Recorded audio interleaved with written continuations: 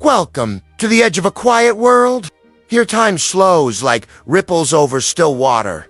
Rest your head, close your eyes, and imagine yourself stepping softly into the landscapes of a distant age, Tokugawa Japan, a time of rice and rituals. Good. Of hierarchy and harmony, of silent duty and hidden dreams. Then we'll unravel the haunting tale of 47 masterless warriors and their icy, patient revenge. We'll begin humbly, deep in the muddy fields and creaking sandals of the samurai peasant, those who toiled under the weight of swords they seldom drew.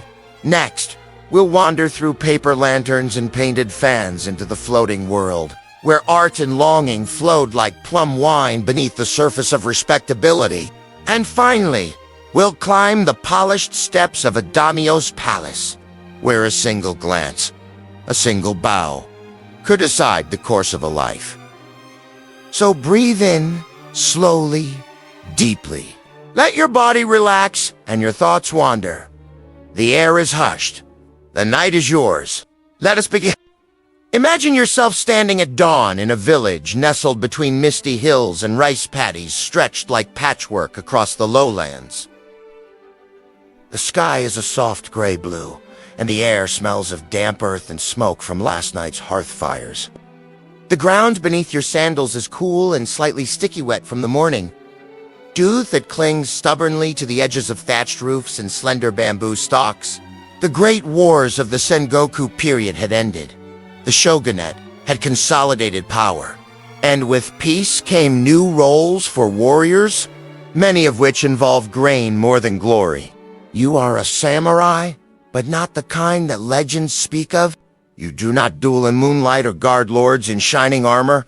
There is simply the rhythm quiet, practiced, and endlessly repeated. His robes are finer, his sandals You bow deeply, instinctively. He might not even glance at you, but you hold the pose, breath low, until You are a samurai peasant, a status both elevated and humble. And perhaps to some ancestor who once did fight in the wars long ago. Could you tell your son stories of Minamoto? No, Yoshitsu. Of loyalty and bravery. Of old battlefields where cherry blossoms fell on armor and blood alike. Paper! Lanterns sway in the breeze. Drums echo through the valley. Children laugh. And for a moment, even the poorest samurai may smile beneath the red glow of sake and dancing shadows. And though he plays with a wooden practice blade, you also teach him how to plant, to read weather, to measure the wind's intent before a storm. A story that would echo for centuries in whispered tones across the shogunate. You may never need them, but still, you clean them. Good. Some hold small plots of land, rented from wealthier families. The local lord's tax agents may arrive unexpectedly, inspecting ledgers or accusing villagers of hiding harvests. Punishment is severe, but quietly administered. A neighbor disappears. A family is relocated. No one speaks of it directly, but the message is understood. Others serve minor bureaucratic roles, tallying rice taxes or checking irrigation ditches. Meals are plain. Pickled radish, rice when there's enough, perhaps dried sardines, or a piece of tofu. And the distant chime of a wooden bell marking the hour at a nearby temple. You kneel in silence before the household shrine, lighting a small candle for your ancestors. A life of simplicity and duty. A life bowed beneath hierarchy, yet elevated by quiet pride. Most, like you, carry hoes rather than swords, and speak in hushed tones to avoid the attention of the local daikon. You carry the right to wear two swords, but rarely the means to afford a second. You bow more often than you draw. You farm more than you fight. And you live your life bound by duty, silence, and the ever-present rhythm of the seasons. The Tokugawa era, spanning from 1603 to 1868, was one of relative peace. Your day begins early. Before the rooster calls, You're already up, binding your hair into a simple top knot and stepping into your faded kimono. Your wife, her face still pale with sleep, silently prepares millet porridge. The children are still curled beneath their straw mats. There is no haste. Outside, the fields await. You walk past neighbors' other samurai in name, but not in wealth. Rice, of course, is everything. It is not only food, is currency, tax, obligation, and status. Each year, you owe a portion of your harvest to your daimyo, passed upward through layers of village officials and scribes. The tax is calculated meticulously, measured in koku, a unit meant to feed one man for a year. You never see the full benefit of your labor. But the process is as old as memory. It is simply the way things are. Occasionally, you see a higher-ranking samurai ride through one who serves in Edo or carries messages between castles. Beneath your humble roof, you keep your swords wrapped and stored. They are not for show. They are a reminder of duty, of heritage. There is pride, quiet and persistent. In being samurai, even if the wars have ended and the sword grows dusty, evenings come with soft winds and the creaking of bamboo blinds. Sometimes there is fear. Other times, there are festivals brief, colorful interludes in the cycle of toil. You fall asleep each night to the same soft chorus, frogs in the paddies. The faint rustle of leaves, the rhythm of your life, is slow, repetitive, and deeply rooted. Bah.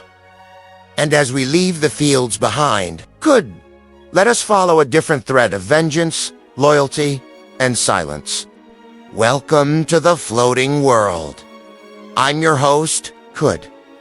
Tonight, we explore the quieter side of Edo's grandest pleasures, learn how they built their fortunes and lived among the elite. We have left the clamor of the pleasure quarters behind us, and stepped through a heavy wooden door into the inner sanctum of a high-class establishment. Above us, sliding screens, adorned with gold leaf, depict peaceful landscapes. Cherry blossoms drift lazily on a gentle breeze. Below, silk cushions promise comfort, and beside me, a ceramic jar whispers of fine imported porcelain. These geishas move with the grace of temple maidens and the elegance of courtly ladies. Gah! Their faces are painted with the delicate precision of ukiyo-e woodblock prints, and when they speak, their voices are music. It is hard to imagine a more refined, more cultivated world than this. Yet behind these scenes of cultivated beauty lies a hard business. Every smile is a calculated charm. Every jest a well-honed tool of seduction. Every gesture a measured step in an intricate dance. Geishas are not merely entertainers. They are hosts, diplomats, even entrepreneurs. And tonight, we shall see them ply their ancient arts. The scene is a familiar one in Edo's pleasure quarters. Enterprising young geishas prepare for the evening's entertainment. As twilight falls, the first customers arrive. Pleasure district regulars who know the geisha's worth and seek their company as much for conversation as for death. Soon, the room is filled with the murmur of polite conversation and the clink of cups. Geishas glide among their patrons, weaving tales and teasing laughter. There is no hint of the fierce competition, the grueling training, or the sharp business sense that brought them to this point. For now, there is only the pleasure of the moment, the warm glow of candlelight, and the soft cadence of shamisen music. As the night deepens, the mood shifts. New customers arrive, eager for entertainment, eager for a taste of the floating world. The geishas rise to the challenge, shedding their earlier demureness and donning masks of flirtatious coquetry. They sing, dance, and jest, drawing the patrons deeper into the magic of the floating world. But amid the merriment, a new sound pierces the air, the shrill cry of a flute. It is the signal for closing time. The gaijin must leave, and the geishas, for now, their labor's done, gather close around their meager hearth, sharing stories, dreams, and the quiet comfort of companionship. They were the most successful sex workers in Edo, Japan. In the heart of feudal Japan, where the shogun's gaze pierces the land, there existed a world apart, a world of subtle beauty and simmering tensions, a world of the samurai elite. It is early, very early, cool. The rising sun bleeds gold and crimson across the sky, painting the clouds with hues of power and majesty. The air is crisp, carrying the scent of pine and the whisper of approaching change. Cherry blossoms drift gracefully down. A soft pink snow. Could. And in the center sits a low table, its surface holding a breakfast fit for a lord. Could. Some are old and grizzled, their faces like ancient swords, worn but sharp. Others are young and eager, their eyes bright with ambition. Each one is a testament to the Lord's power, a reminder of the duties they all share. The Lord's journey is nearing its end. But the specter of power hangs heavy in the twilight. Behind him, the great gate of Edo awaits. Beyond it, the sprawling city, with its teeming masses and simmering desires, with its own microcosms of power and peril. And within that vastness, another world unfolds. A world of fleeting beauty and shadowed desires. A world of the floating world. Let us slip through the fingers of night and enter the realm of Yoshiwara, where silk whispers on skin and the night is filled with the murmur of desire. Their armor gleams under the watchful eyes of the morning sun, a silent promise of force. Their steps are echoes of 1,000 fallen foes, their presence a bulwark against the chaos of the world. The presentation is everything. Each dish is a miniature work of art. Is it pride, power, or perhaps the fear of losing it all? Gah. The answers lie buried beneath centuries of tradition, hidden in the spaces between the perfect bites and the empty silence of the morning. Delicate fabrics hold steaming bowls of rice and miso soup, grilled fish and simmered vegetables. Coo. A blur of silk and lacquer, of smiles and bows. Every interaction is a negotiation of status, a game of subtle deference. The slightest lapse could bring ruin. Gone? And so the Lord moves like a piece on a sacred board, each move calculated, each gesture precise. Even chopsticks become instruments of ceremony. They rest precisely upon a silk rest, their ends nearly touching, mirroring the perfect balance of the world the Lord wishes to maintain. But perfection is fragile. Beneath this tableau, tensions simmer. The Lord knows he is being watched, not just by servants, but by rival lords and imperial courtiers. Every bite, every sip, every pause is scrutinized. This is not just food. It is currency, a display of wealth and taste, and the Lord must convey much with little. Open the lid of a lacquered box and reveal a treasure of Wagyu beef. It's marbling like brushstrokes on black silk. Contemplate a bowl of noodles, each one as thin and strong as the Lord's resolve. When the meal is done, even the smallest scrap must be removed. Not a single grain of rice should be left behind. Good. The dishes are cleared, the room is empty. Only the sliding door remains, hiding the bustling activity of servants clearing and resetting for the next ritual of the day. Within the walls of a stately home, a great lord prepares for his day. He is a daimyo, a feudal lord owing fealty to the shogun.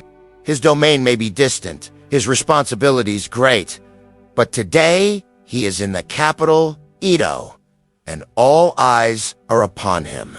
This is not just a day. It is a ritual, a performance. Every action has been honed through generations of samurai tradition. Imagine the scene. Polished tatami mats, sliding doors, whispering open to reveal a garden of meticulous raked gravel and carefully pruned bonsai. As the Lord departs, his retainers fan out around him, forming a living wall of loyalty and steel. But What of the Lord himself? What drives him to maintain this facade, this endless cycle of rituals and displays? And as the day marches on, the Lord disappears into a sea of faces. The sun dips lower now, casting long shadows on the path ahead. In the immersive historical drama, Samurai Jack, the main character finds himself flung through time, ripped away from his own era to a dystopian future that's overrun with cyborgs and ruled by a tyrannical warlord, forced to live among a society he despises. Jack must fight tooth and nail just to survive. And that aesthetic sensibility is something that we've always admired here at So when the team at Samurai Jack approached us about creating a companion piece to their series, our gears immediately started turning. But he's also burdened with another, more introspective mission, trying to find a way back to his own time.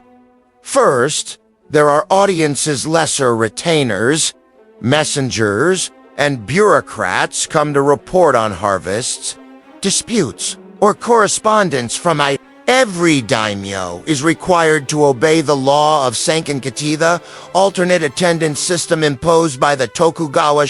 Every other year, the Lord must travel to Edo, maintaining a residence there, leaving behind his family as virtual lanterns are lit, casting golden light on silk screens and painted scrolls. He kneels before his ancestral shrine, lighting incense, bowing low. Prays not only for peace and prosperity, but for the strength to maintain balance between obligation and ambition, tradition and change, dignity and silence. And finally, as night blankets the estate and the crickets begin to sing softly in the garden, Didimyo retires to his sleeping chamber. Attendants draw his bedding.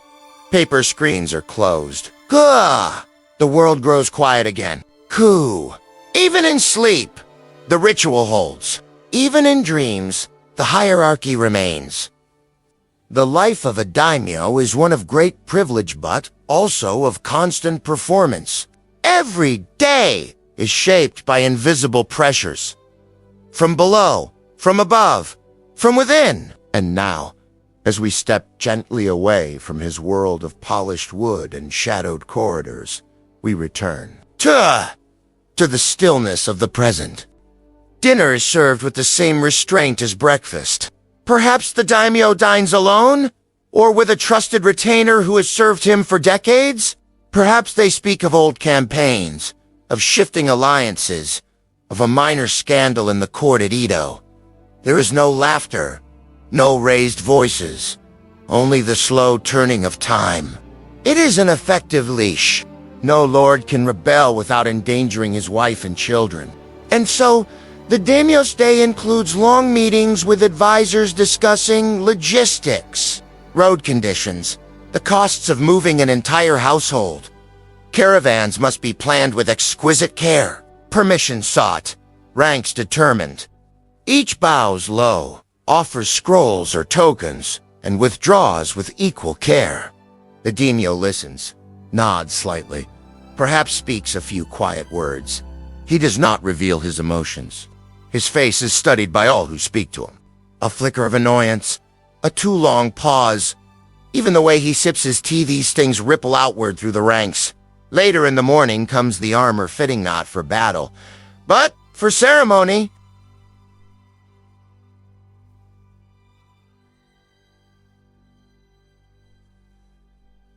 Though Japan is at peace, the armor remains a symbol of the daimyo's status and readiness.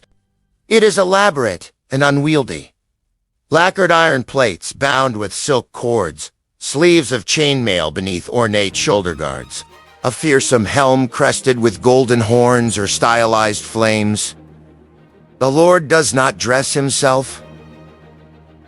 He is attended by retainers who fasten each piece with reverence, whispering the names of ancestral battles or reciting quiet prayers. Could once dressed, he may walk through a gallery, appear before honored guests, or inspect the estate's shrine. Every gesture is a reminder. I am descended from warriors, I'm a pillar of the realm. Could Think of it like a sort of companion piece to episode 1 of Samurai Jack's 4th season. The floorboards are cool beneath bare feet. Polished smooth by generations of sandals, he may pause by the koi pond, watching the orange and white fish drift lazily beneath water lilies. A brief moment of serenity. A poem might be composed. A line of calligraphy carefully brushed onto fine paper. But even poetry is strategic. A verse might flatter the shogun, or mourn the departure of a powerful ally, or allude, ever so subtly, to political discontent. Later, perhaps, the daimyo hosts a tea ceremony. This is no mere social event, it is a formal, deeply symbolic ritual. Could the guest and host bow, speak in hushed tones, and move through each motion as though it were a sacred dance. The tea is whisked in a lacquered bowl, presented with both hands. The flavor is earthy, faintly bitter, grounding. Kudi, a reminder of simplicity. Could, of the transience of all things. He dresses in layers of soft linen and silk, each chosen not for comfort, but for symbolic precision. The first robe may be a pale, unadorned under, the next darker and stiffer stitched with his family's crest. He steps out into the light of a garden path, where the shape of his shadow is watched by waiting retainers. They bow in perfect unison, holding their pose just long enough to show respect, but not long enough to suggest hesitation. Breakfast is taken with formality. It is quiet only, the faint clicking of lacquered chopsticks, the subtle fragrance of rice, pickled vegetables, and grilled river fish. The Lord eats alone, or perhaps with a favorite advisor. Conversation is minimal. Even small talk is a matter of protocol. Each movement is a part of a carefully rehearsed play. There are no accidents, no spontaneity. The year is 1603. The place is a great provincial estate, one of many scattered across Tokugawa, Japan. You are standing in the outer courtyard of a daimyo's residence, where the gravel has been carefully raked into neat lines and lanterns flicker softly along a covered walkway. The morning air is still and crisp. Pine needles glisten with dew. Somewhere far within the house, a gong will soon sound, beginning a day woven with tradition, duty, and subtle tension. You are about to follow in the footsteps of a daimyo, a powerful feudal lord, Ku, ruling over vast stretches of land and peasants, yet still bound in loyalty to the shogun. His life is ceremonial, scrutinized, and never entirely his own. Throughout the series, Samurai Jack finds himself drawn to the beauty and poetry of ancient Japanese culture. In this video, we're going to give you a glimpse into the life of a daimyo, a feudal lord in Tokugawa, Japan. The lord rises from his bedding, tended to by silent as the sun rises higher, the day unfolds in a strict sequence of duties. But beneath the surface of this perfection lies a world of political tension. In the afternoon, the tone might soften slightly. The lord might walk the inner garden, accompanied by a few favored retainers. As the sun sets, the household begins to quiet again. Servants retreat. Paper walls slide shut. Later still, the daimyo may remove his ceremonial robes.